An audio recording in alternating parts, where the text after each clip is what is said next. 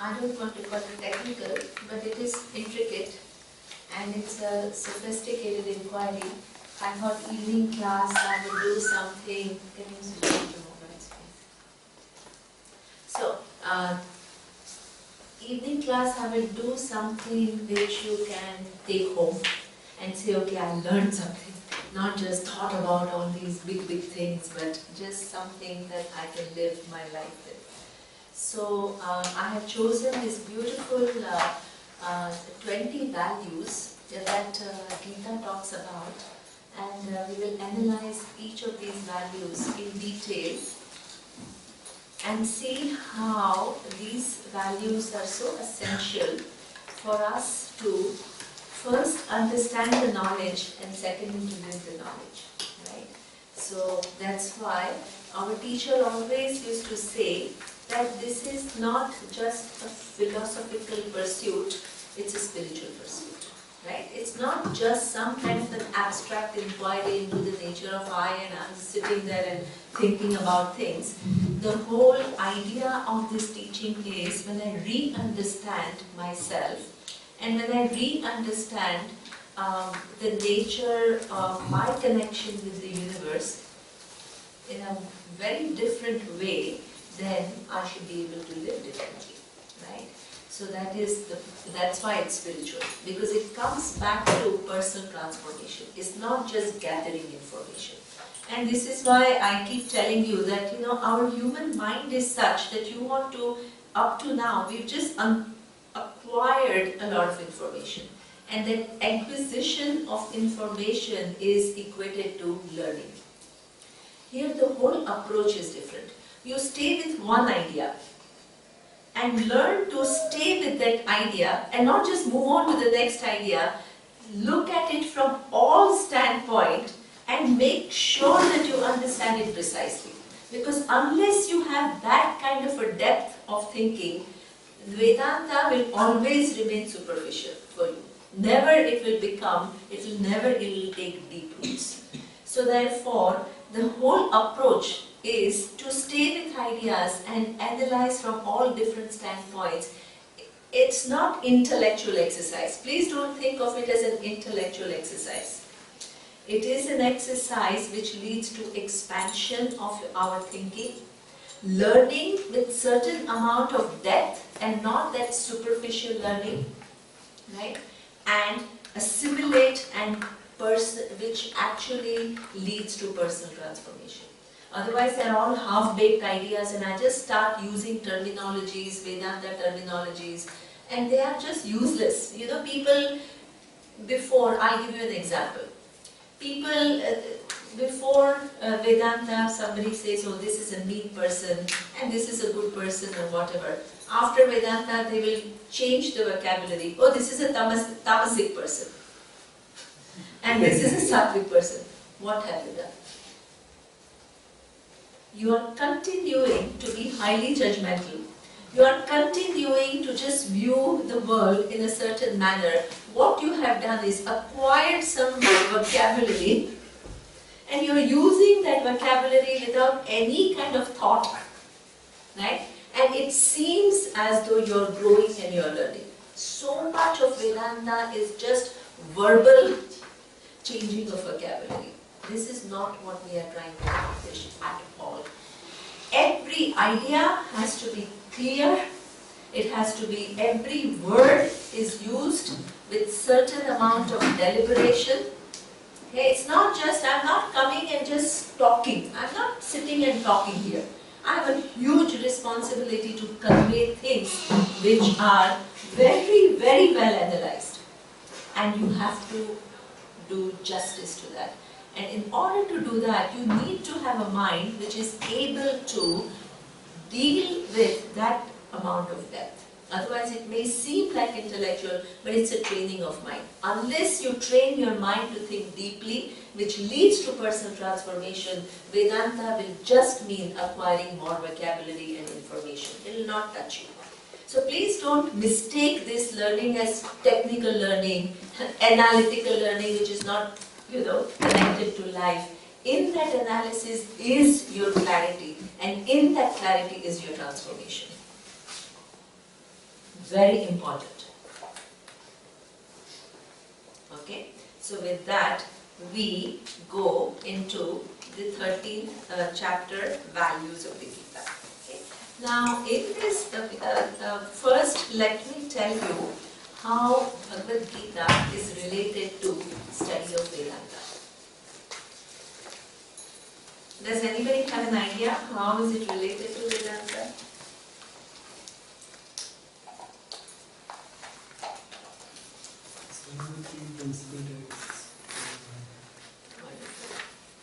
Which are the three principles? Upanishads, Gita and Brahma-sutras. So when we study Vedanta, we study three texts. I mean, not three texts. We study many things, but under these three categories. And then we have some other prakarana granthas. So we study Upanishads. So what is Upanishads? Upanishads are those which appear at the end of the Veda. Right? So those Upanishads have a vision of what is the nature of I. Then you study Bhagavad Gita, which is not appearing at the end of the Veda, it is in Mahabharata. So why do we study Bhagavad Gita also when we study Vedanta, which is Upanishad? Because what Lord Krishna taught Arjuna in Bhagavad Gita is exactly the same as the realities which are unfolded in Upanishads. There is no difference.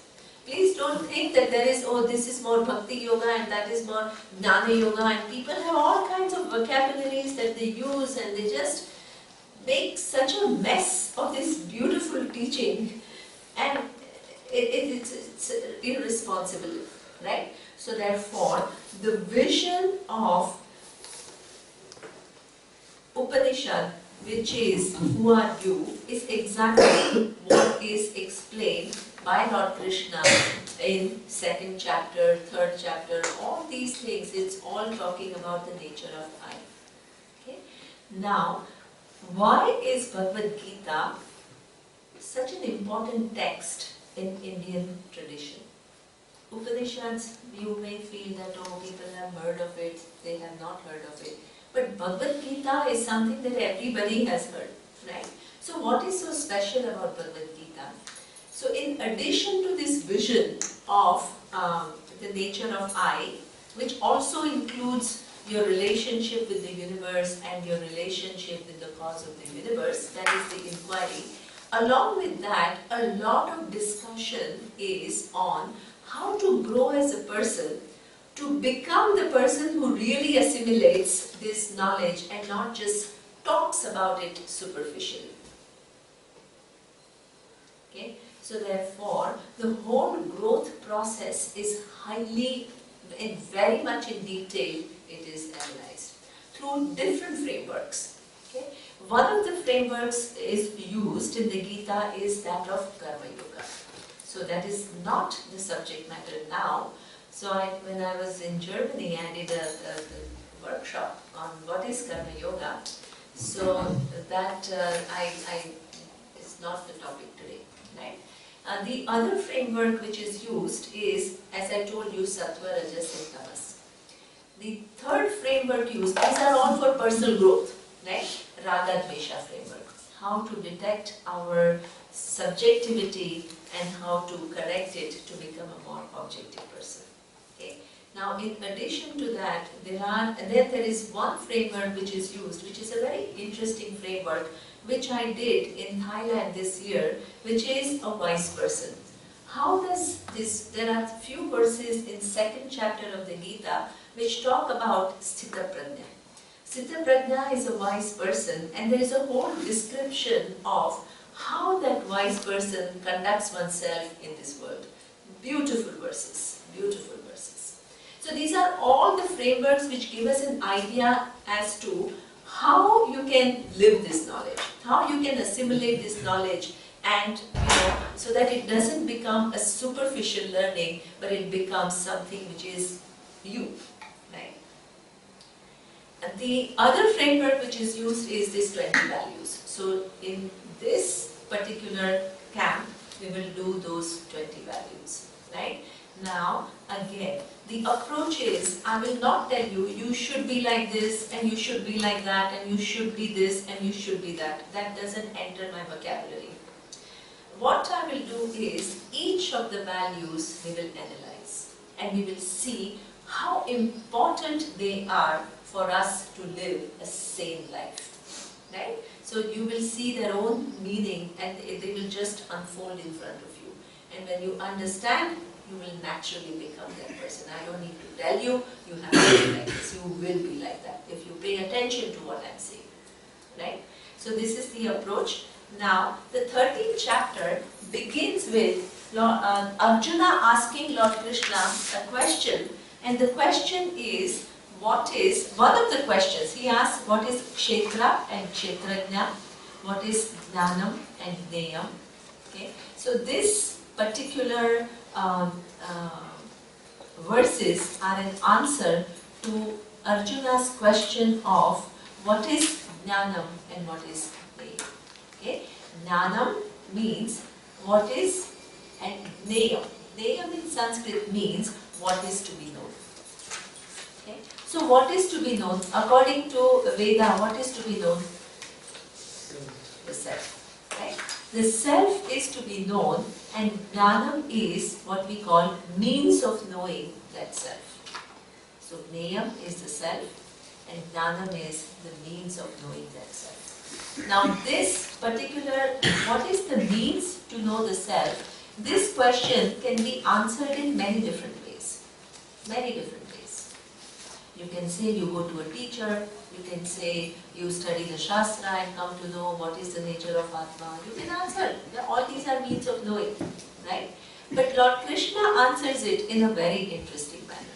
He starts talking about values, 20 values.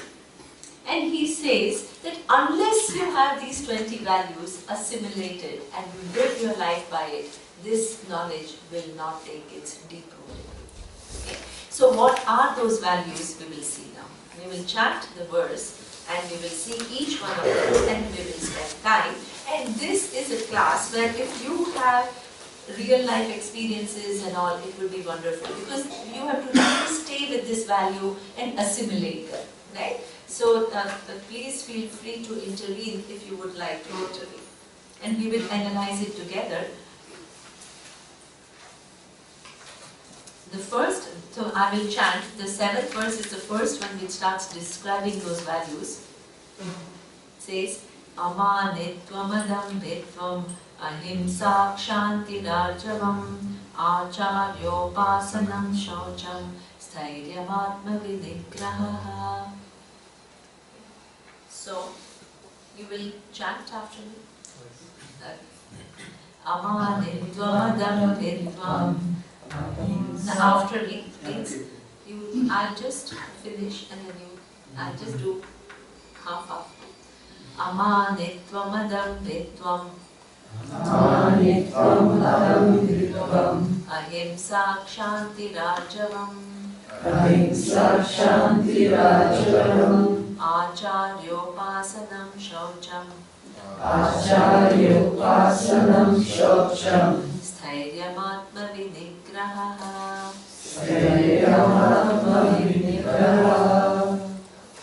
So the first value is Amanitvam.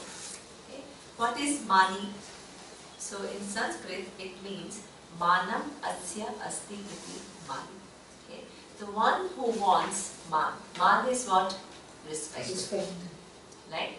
And Tvam makes it into an abstract noun. So therefore, the status of being the one who demands respect.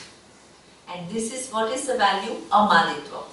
Akara is the prefix which negates, that you don't demand respect from others. Right? So now we have to analyze. We have to analyze and we have to see, why should I not demand respect from others? Why not?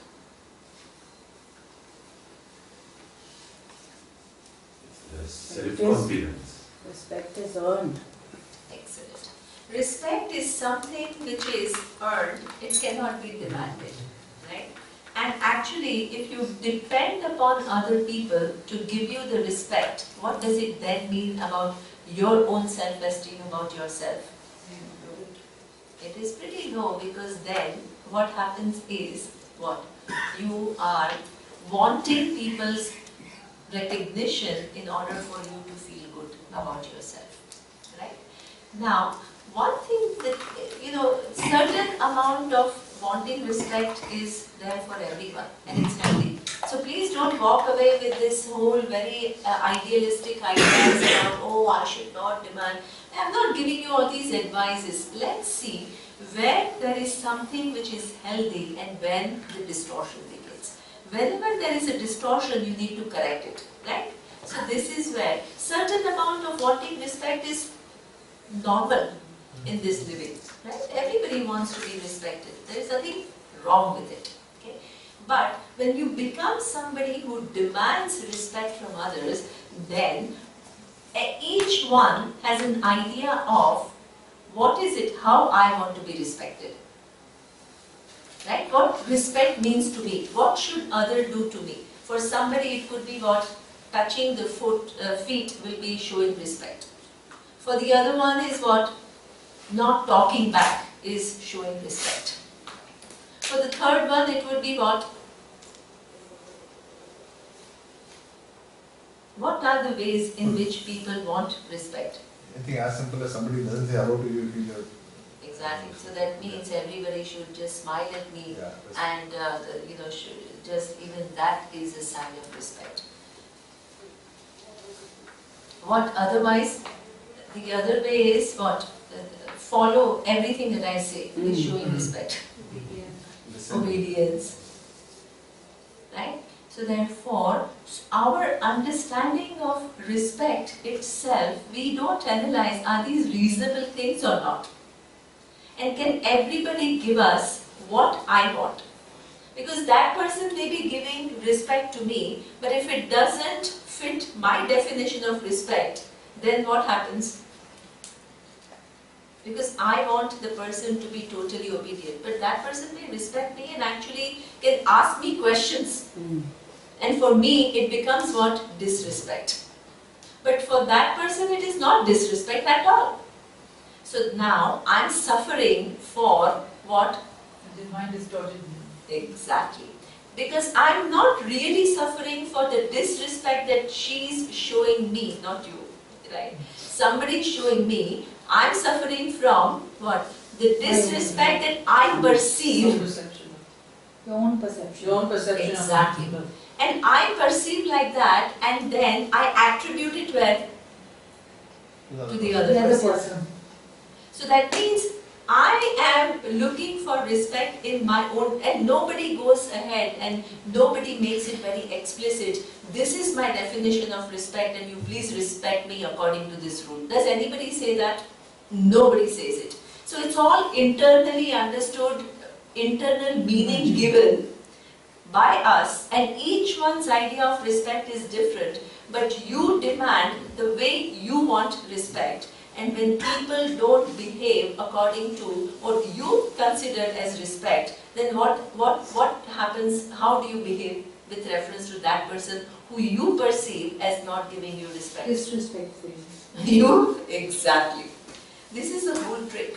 And you become rude towards that person, and what is your perception? Exactly. This is how we live in confusion.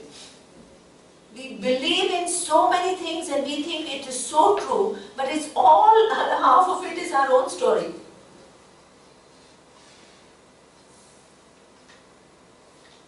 So that means that I am disrespectful to the other person because I think the other person is not respecting me. Then when I become disrespectful to that person, how do you think that person will feel? Actually, that person will start disrespecting. Exactly. This is how it becomes an entanglement. Yeah.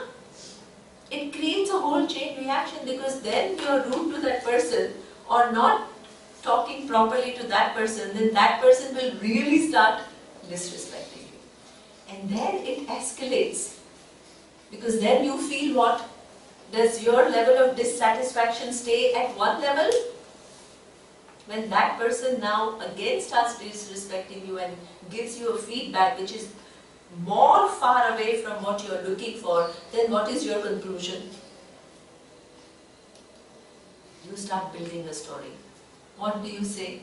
I was right. Sorry? Say I was right. This person is disrespectful. Yeah, then you say this person is different, then this person is so, and then you start giving names. Right? So then what happens is, you start with one distortion, and if you don't detect that distortion and you correct it, then what, over a period of time, you build stories and you start believing in those stories, and it becomes what? One whole bubble. And it's not only with one person, but when you demand respect, what happens? You demand from many different people and nobody can give you exactly what you want. So that means the way you behave with others, what is the basis of that interaction? Your dissatisfaction. Because nobody, no human being can behave exactly according to what you want. So then, the more you feel disrespected and more you are demanding respect, you yourself become disrespectful and throw your weight around for them to show more respect. They will resent you more, and that will what? Escalate your feeling of not being respected and demanding it more. So it just escalates. And you, what? You start living in this as a dissatisfied human being who's complaining about people not respecting you. And what happens as a result? You yourself also begin to disrespect others because you feel that you're not getting what you want from them. And when that happens, what is the quality of your interaction with the world?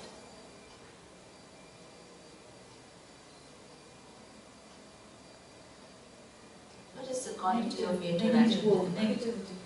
There is so much load, but there is so much burden that you are carrying within yourself.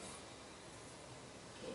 Now, in every accomplishment that you have to understand that you think that you can demand respect because I'm this, I'm that, right? I'm a CEO of a company, or I'm a very good doctor, or I'm whatever, right?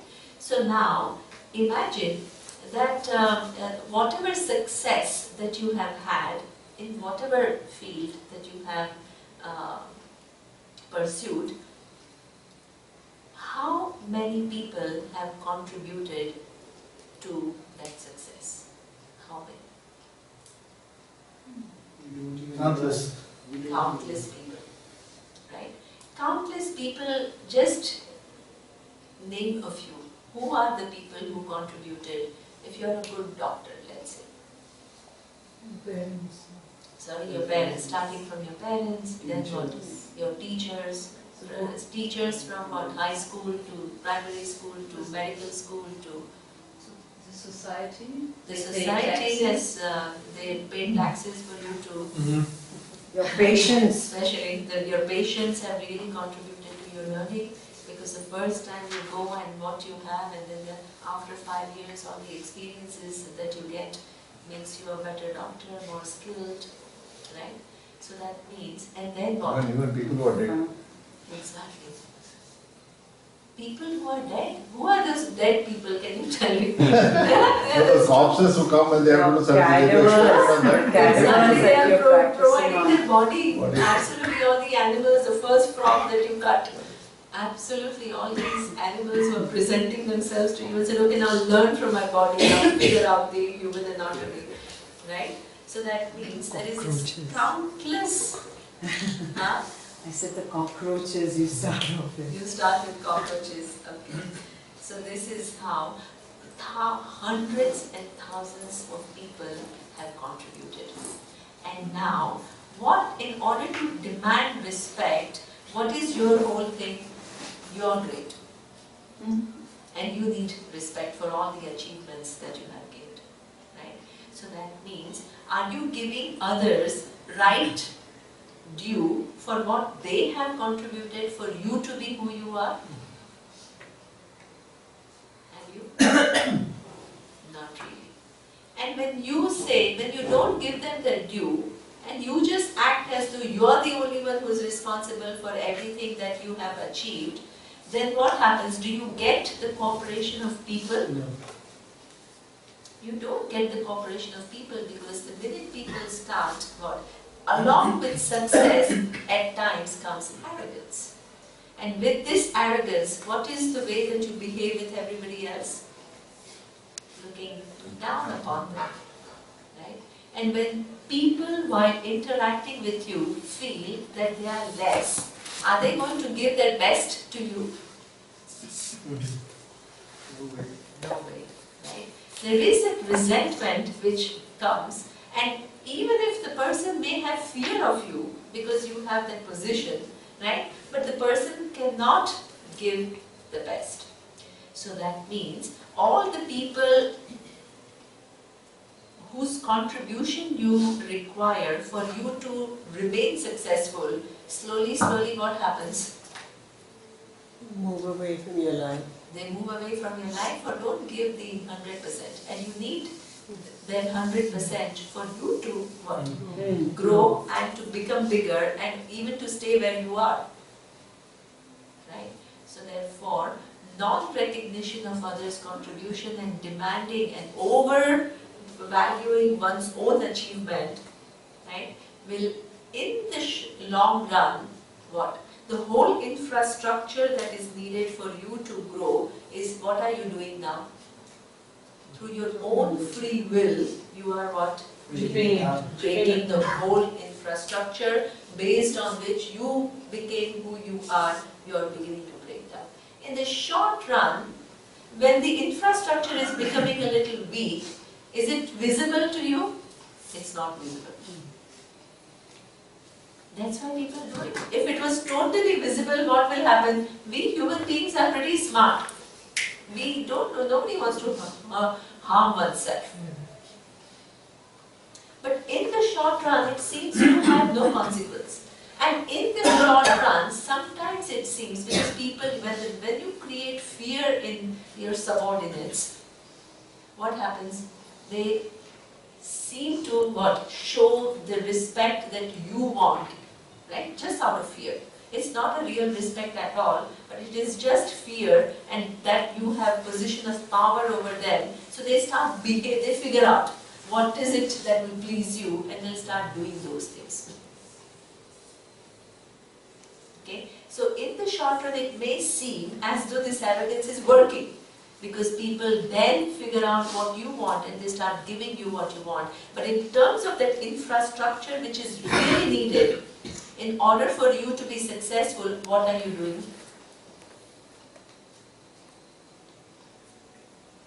You are actually breaking it with your own free will. Okay? And then the whole thing, at one point, what happens? Collapses.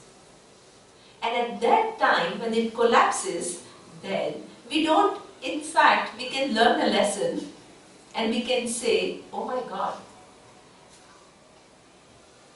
let me analyze and see what happened. But when it collapses, very conveniently at times, what do we say? We blame it on everybody else. So therefore, so we blame it on everybody else, and we said, oh, now my employees did not do a good job, so then I start firing people. So this is how, or I think it's a technical problem, and I said, oh, it's my R&D, so I start putting a lot of money on my ad campaign. I want to make a very nice ad campaign too. So that means we keep on making huge efforts, and we start putting, whichever employee is there, we start putting a lot of pressure on them to perform. And then, what are we doing? Are we strengthening the structure, or we are further weakening it? You keep on further weakening it, and then you feel like you are a victim. This is how our whole thinking goes on haywire. unless we find out what is the source of problem and try to correct it, thousands of experiences can come and you end up what? Not learning anything. This is why experience itself cannot guarantee any learning. Either you can learn, it gives you an opportunity to learn, true. But that you learn is not guaranteed.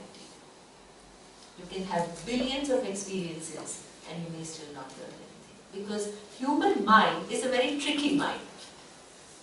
You don't get to the core of the issues, you try to find superficial reasons and you keep correcting all the superficial reasons. And you get nowhere. And your suffering doesn't reduce. Okay? So therefore, sanity is what? The sanity is not that, oh, I want to be this humble person. It's not. Right? Not to go into some other extreme. I'm not giving an advice to be humble. And not. Please don't read things that I'm not saying.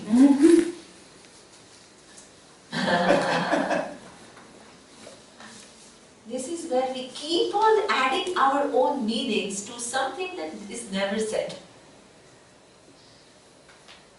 What is a healthy living? Healthy living is, I have enough self-respect for myself. When I have enough self-respect for myself, then I don't need to demand respect from others. And in any way, nobody can give me the respect in a way that I want it. So it's a futile attempt. And if I begin to recognize everybody's contribution in my life to achieve what I have achieved, then what? I will naturally get their support, naturally, to continue to be successful in whatever I'm doing. And if through my own effort I'm breaking that whole infrastructure down, then what do I have to do without self-condemning myself and self-blaming me? I need to use my discretion and begin to build again, correct it, build again. For that building again, what do you need? You need to first detect where the real problem is and start correcting. It requires a lot of realignment within you. Otherwise, whole life will go feeling like a victim. This feeling of a victim is a very, very dangerous thing, you know. That there is a position where we all feel that I'm really good, right? And then initially it was demand of respect or whatever, but people, when they did not give me what I wanted, then what? Either I'm angry towards those people or I feel what? That, oh, poor me. So it becomes a very complex story. Dissatisfaction with the world, feeling of being a victim, trying to solve technical problems when actually it is all with reference to one's own creation. So that's what keeps us in what we call samsara. Samsara means, our teacher used to say, it's like a noodle. Everything is mixed up. And you pick up one thing and how many other things come? You pick one noodle. How many other noodles come along with it? Too many. Too many others, right? And they're all put together with others. And you can't untangle it because it's all too complex.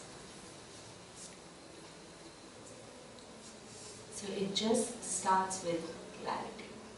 Okay? That by respecting, demanding respect, I'm getting nowhere. But if I actually recognize the contribution of others, I will naturally get respect from others. And I will get their contribution in a way which will help me to grow and sustain my success in the long run. Amanitvam is a very big quality, because sometimes, yeah, you have something to say. You said that our free will is the cause that we destroy everything. But I have the impression we are also a victim of the system, and so we have no free will enough to control something or to destroy something. We are conditioned, and we are a victim, and I never felt as if I had enough free will. I was feeling like being conditioned also to act in that way. You have to go against mainstream society, and before you can do what you say and have your free will. And you don't have free will because you are conditioned by a million of parameters and circumstances. Okay, so that's a good question. That's true. That how much free will? Now, here, when I say that I show a respect or contribution of others, is it within your free will or not? Yes. Very much within your free will, right? And that I don't think that I am the cause of every success that I have had. Is it within my hand or not? It is within your hand. Depends on how much you are aware of yourself. So that means you have to use your free will to help yourself to get that vision, right? So it is a function of free will, absolutely. If you don't have it, you can have it. If you expose yourself to the right teaching, then you can. Okay? So many times we put ourselves in this helpless position because we think that you want to change others. The whole trick of spirituality is what? Change yourself. Otherwise you can keep on, that one didn't do, that one didn't do, this one doesn't do, that one doesn't understand. It's true. But that it is within that person's free will, how much that person wants to change, how much that person does not want to change, and you cannot run that person's free will, but you can run your own, guide your own free will. That is a power that is given to us. When we don't use that power, we feel helpless. So, in order to navigate our life intelligently, we need to understand. Imagine, you're a boatman. Let's use an analogy. Okay? You're a boatman and you have to reach a destination. Okay? So you are equipped with a boat and you are equipped with what? And you are there and you have some skill. What do you need to reach the destination? Tell me, what do you need? The compass. The compass, which will tell you which direction. Wonderful. What else? Your own strength. You need your strength and your skills. Then what else? Knowledge. Yeah, wonderful. What knowledge? Knowledge of the sea, knowledge of the... Excellent. If you're a boatman and if you're... Wonderful, Marisa. And you are going by the river, let's say if it's a river or a sea, you need to understand how the sea works. Or the river works. Now imagine that if you are totally oblivious to the fact that the river, if you're using the river, and the river flows like this, and you just start going in any direction without understanding or knowing how the whole system works and how to use that river to get to where I want to go. Can you change the flow of the river? Is it in your hand? Can you sit and can you say, oh, because I cannot change the direction of the river, I am helpless, I have no free will? You can't say that either. This is the problem. You are working within a system. The flow of the river you can't decide. True. But within your capacity is what? Your boat, your equipment, your campus, your capacity to understand the way the river flows. All this is within the purview of your free will. And then, using all of this knowledge, what would you do? If you have to go to that direction and if the river is flowing this way, what would you do? if you're an intelligent boatman, what will you do? Flew You with the will tide. put your boat in a place where what? Flew with the tide. Exactly. So that means the flow is not in your hand, but the free will to detect the flow and place it in the right place where it is in alignment with the flow is in your hand.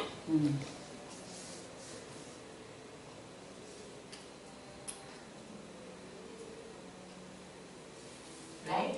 And if you don't recognize that and you say, oh, but the flow is not decided by me, so I don't have free will, and you sit and you cry, what is the use? That is not living intelligent. Okay?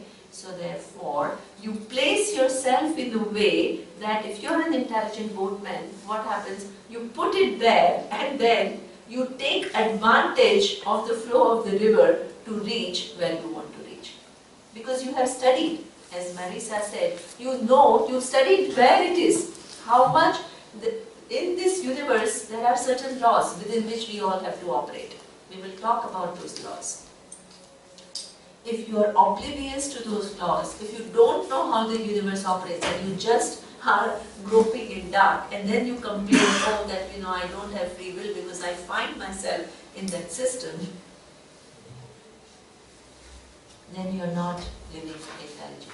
This helplessness is created by what? Not using your free will intelligently and not even recognizing how much can I do in that every given situation. Okay? Now imagine if you were to go not in the direction of the flow but in the opposite direction.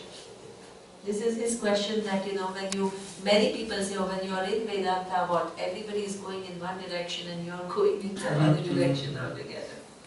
And that people find it at times difficult. I don't, but many do. Right? So now imagine that if you have to go, your destination is against the flow. What will you do? You never make it to the... You never find the shore. You put in more effort. But You have to Put in more effort. Again, no. But And- you're still in the wrong direction. So that means you have to find ways. Yeah. Right? So that means before, if it was in the direction of the flow, what would you do? You would put yourself where the river is flowing. Now, if you try to do that, what will happen? It will take you so far away. So now you have to stay not where the main flow is. Where do you have to stay? Into the shore. In the periphery. Right? And then, where the strength of the flow is what? Less. And then you have to find a way. Navigate within the system. Sorry? Navigate yourself around. Navigate. You have to navigate. Exactly. all this freedom we have. All this freedom you have. Right? So that means in order to use, there is no one rule. There is no one rule that this is what you have to do. You are given the intelligence, you are given certain skills, you are given certain capacities, right? And you are also given the capacity to get to know the system within which you are working. But as Yuta says, we waste away our time not knowing the system at all in which we are working. We don't spend time. You come on this earth, you don't even try to see what exactly, how are the lives of people organized? Through what?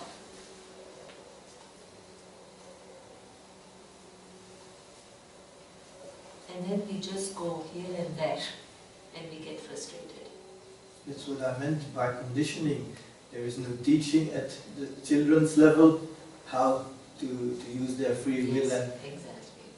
So therefore, anyway, we are not here to change the world, but if we can, people who are sitting in this room, if they can learn how to use their free will accurately or more intelligently, that is beautiful. Then, when you change, then what? How many others will change? You will go home and you will change your interaction with so many others. You will go home and you will change. All these people are all healers and psychologists and all. If they change and if they start taking some of the things from Vedanta into their workplace, I feel it's great. That's how you bring about change. You transfer knowledge, and through that knowledge you transform societies. Okay? If you sit and worry about everybody else, you'll never get anywhere.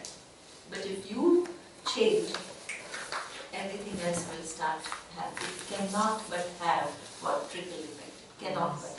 This is how the universe is. This is why I'm saying that you need to understand how the universe is. If you don't spend any time understanding the universe, the way it works, and then just start doing things and have an illusion of control, and you think that the world has to run according to my wishes, then what? You're frustrated, and then you keep on blaming the world, and you never get out of that framework.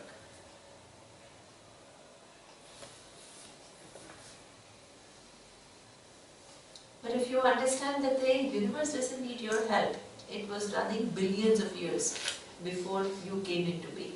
And it will continue to run billions of years after you go.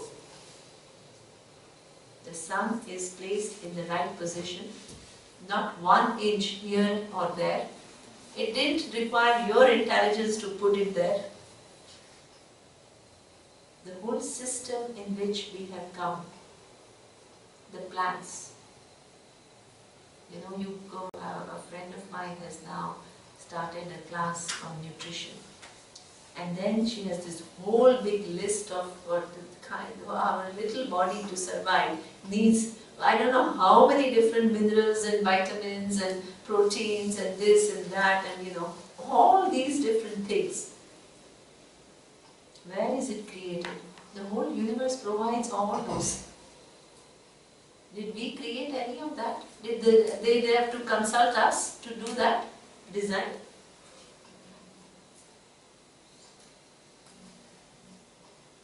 Each of my needs. I need my body to survive and to cleanse itself needs water. Did I create the system? So I think we should pay respect to the universe for providing us all this. So that means there is an intelligent design within which you are working. So therefore, if you want to use your free will accurately, what do you need to do? Study that design. And align your life to that design. If you don't align your life to that design, and then what? Things don't happen your way because anyway things, happen according to much bigger laws than what your whims and fancies are. Then you blame the world and you get into a helpless position. How does that serve you? Tell me. If my view of the world is, what? I'm good, but people are all bad.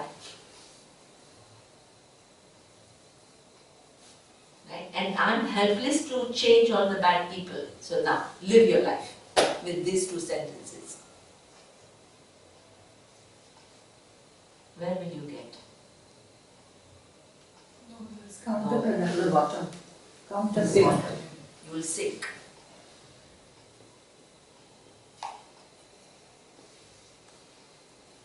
You are putting yourself in a self-defeating position. And you think, oh, you are smart, but the world is bad.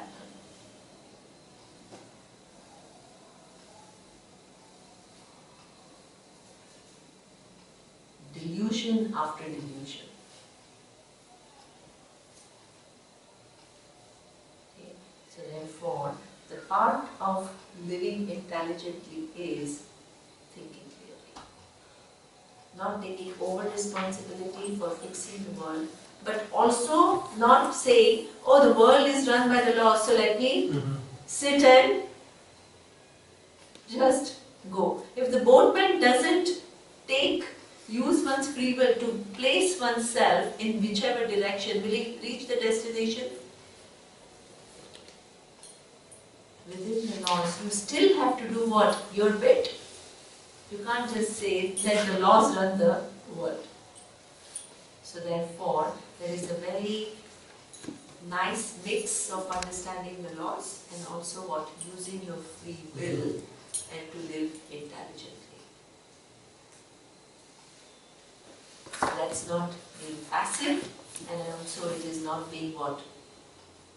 Over-assuming responsibility is a problem. You take on this whole burden of fixing the world on yourself. So that I will tell you one little story that my teacher used to say, which is a beautiful story. It's a figurative story. It's a small story, but it talks a lot. Right? So there was this, in the train, there was, I told you the story.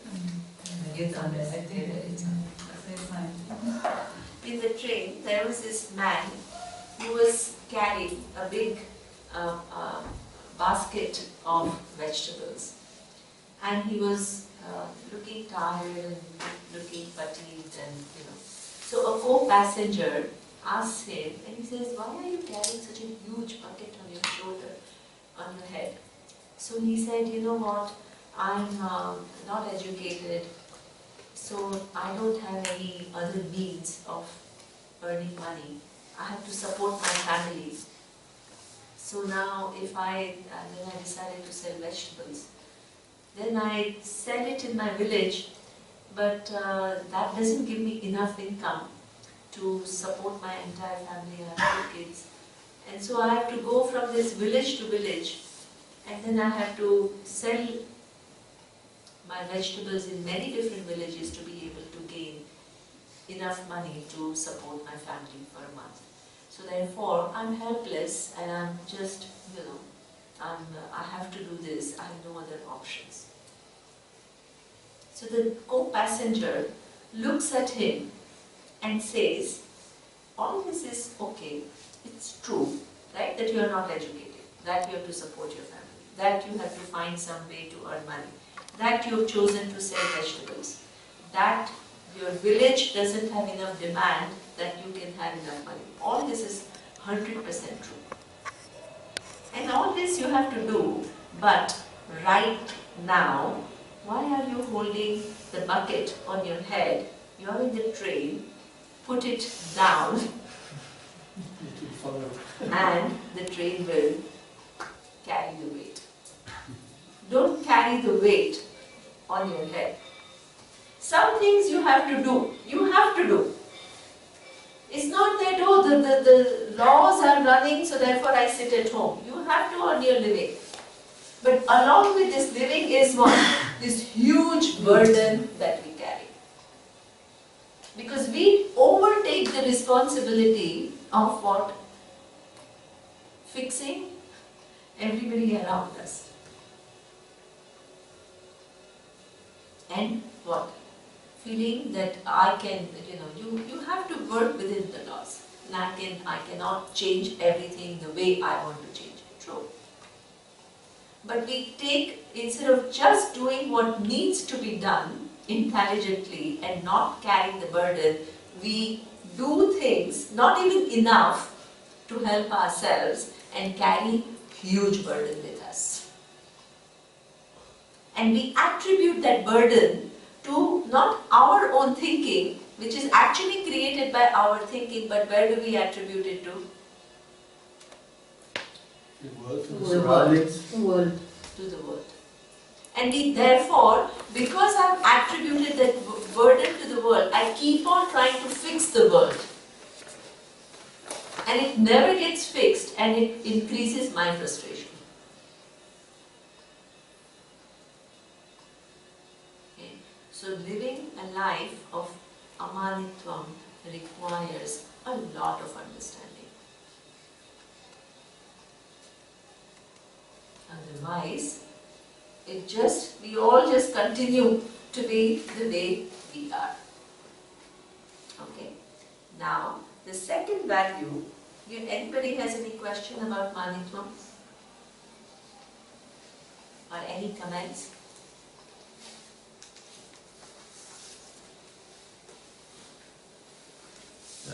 I just want to say one thing, which is what you said essentially is that you should first take responsibility for your life. That's At the base of it. That's the whole point. The moment you sit at any point of time and say, all the responsibility of my problems, my issues are mine, and I take ownership for it, we'll tend to find solutions and find out what changes we need to do.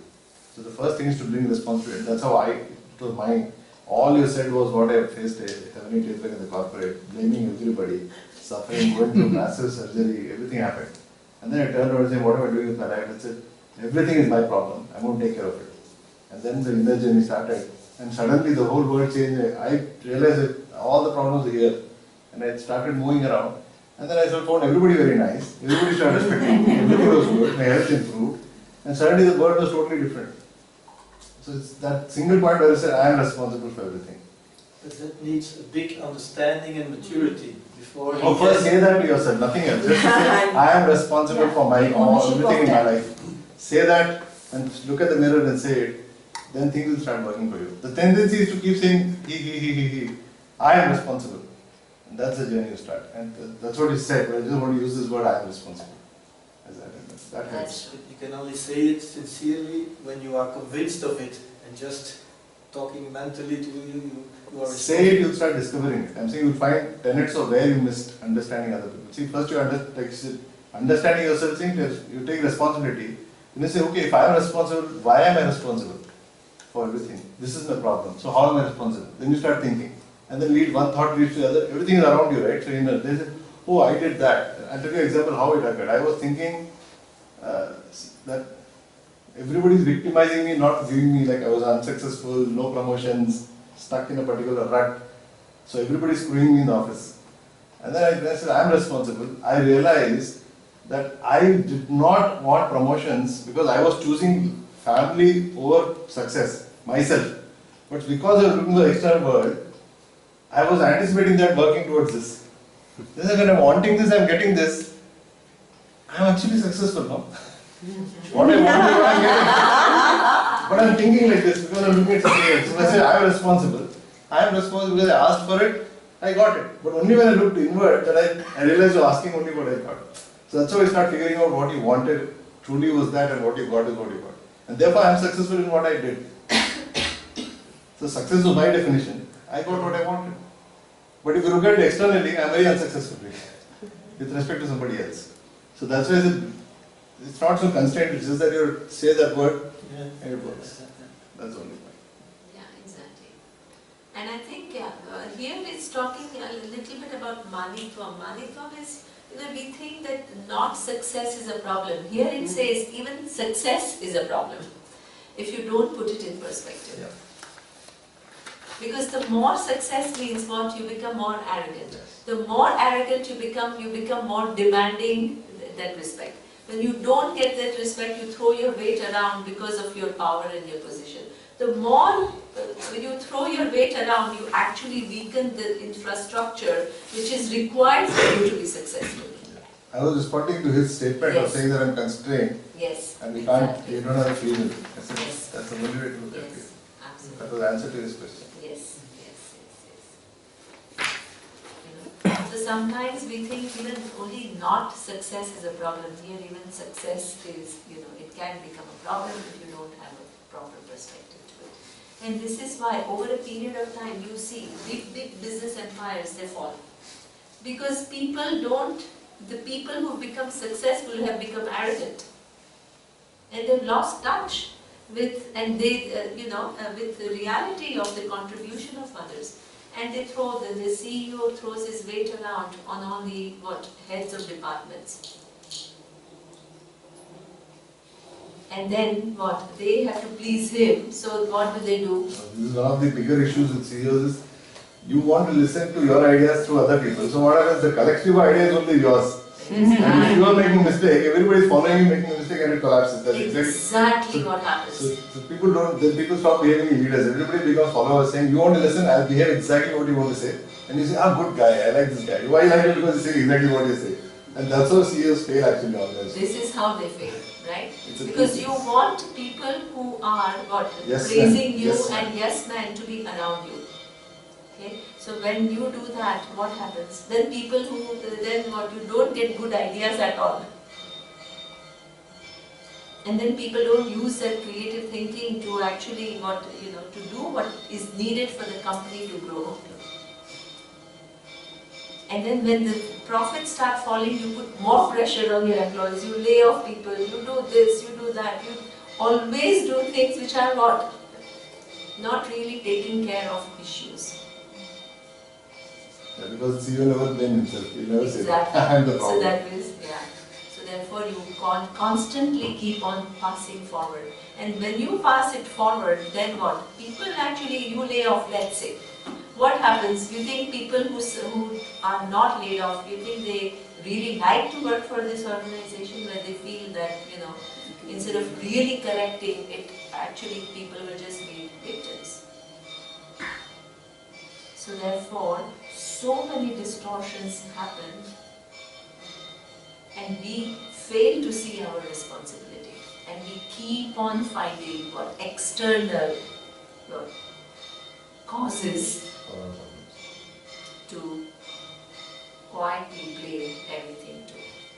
Okay? So this Amanitvam is a very big, that in not tangling, getting untangled is a big job. Maybe 1 in a million or less than that will have security. But then everybody has to work for it. See now, one thing is, that imagine that there are 2 threads and and I keep tying and then another knot and third knot and fourth knot and fifth knot. So now it is all what? Too many knots. Now I want to undo it. Do you think I can undo it like in one time? But then can I say, oh then leave it like that? You have to do that job of undoing. It will take time. So what? But you have to at least move in the right direction by understanding correctly what it is. So this is what Gita is saying. It's not like today you listen to Gita and tomorrow you are all going to be angels. No? But at least you start that process of undoing. Right? That is a very essential process and it takes time. There is no problem with that time. Okay? So this is Amanitvam. The second one is Adambhitvam. So, Surya, what is the time? This is past 6. So we will do that value tomorrow. I'll just introduce it in one sentence and then we will analyze it tomorrow.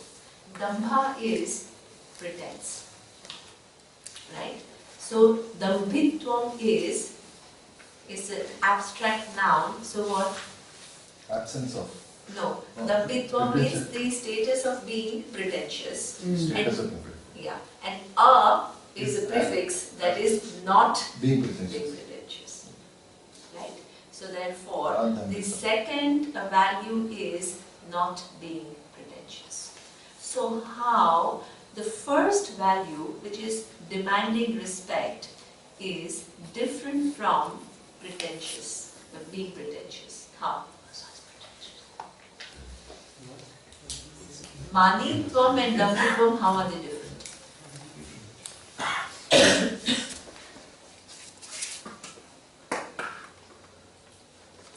Pretentious when you do not get the respect. So it's in response to the absence of respect.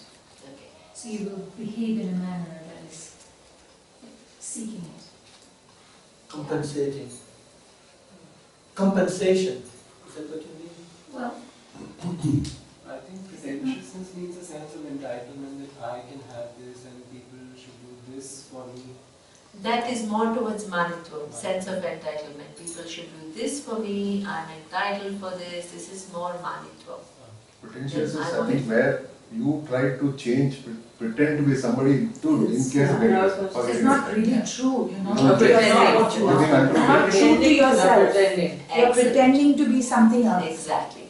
Manitvam is for all the achievements that you have actually done and you want respect for it. Adambhitvam is for something that you have not achieved, you want to show as though you have achieved. So there is one more level of distortion there. Right? So we all move with a certain amount of facade. Right? So we will analyze what is this facade and how we carry it and how it intervenes with our proper behavior. So the Adambhitvam we will see tomorrow. So in conversation you don't give respect, so you want the respect when you pretend. So, Amanitvam is about achievements that you have, and pretentious is about achievements that you don't even have. I understood you are not appreciated, and so you want appreciation, but then you pretend. Yes. You say things which you have not done and you make it. Like someone who doesn't really have knowledge and wants respect for it. Exactly. Wonderful. So we will analyze pretentiousness because it happens in many, many different ways, and we will analyze how many different ways it happens and how subtle it is. So we will talk about it. Om Purnamada Purnamidam Purnat Purnamudachyate Purnas